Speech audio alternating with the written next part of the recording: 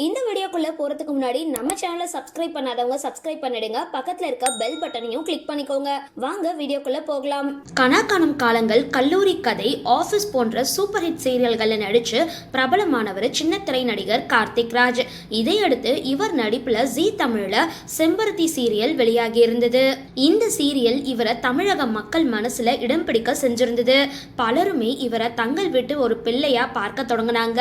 செம்பருத்தி சீரியல் முடிவுக்கு வந்த நிலையில அடுத்ததா கார்த்திக் ராஜ் நடிக்க போகிற சீரியல் என்ன அப்படின்றத ரசிகர்கள் எதிர்பார்த்து காத்துட்டு இருந்தாங்க. அந்த எதிர்பார்ப்பை பூர்த்தி செய்யற வகையில வந்த சீரியல் தான் கார்த்திகை தீபம். இந்த சீரியலோட முதல் பாகம் வெற்றிகரமா நிறைவடைஞ்சிருந்த நிலையில அதன் அடுத்த சீசன் தற்பொழுது ஜீ தமிழ் தொலைக்காட்சியில ஒளிபரப்பாகிட்டு வருது. ஜீ தமிழ்ல கார்த்திகை தீபம் சீரியல் தான் டிஆர்பில நம்பர் 1 இடத்தை பிடிச்சிருக்கு அப்படின்றதும் குறிப்பிடத்தக்கது. இந்த நிலையில கார்த்திகை தீபம் சீரியல்ல நடிகர் கார்த்திக் ராஜ் வாங்கிட்டு வர சம்பளம் குறித்த தகவல் இப்போ வெளியாகி இருக்கு. அதன்படி அவரு அந்த சீரியல்ல நடிக்க ஒரு நாளைக்கு ரூபாய் 20,000 வரைக்கும் சம்பளம் வாங்கிட்டு வரதா சொல்லப்படுது. சரி, இந்த வீடியோ பத்தின உங்களோட கருத்துக்களை கீழே கமெண்ட் பாக்ஸ்ல போஸ்ட் பண்ணுங்க.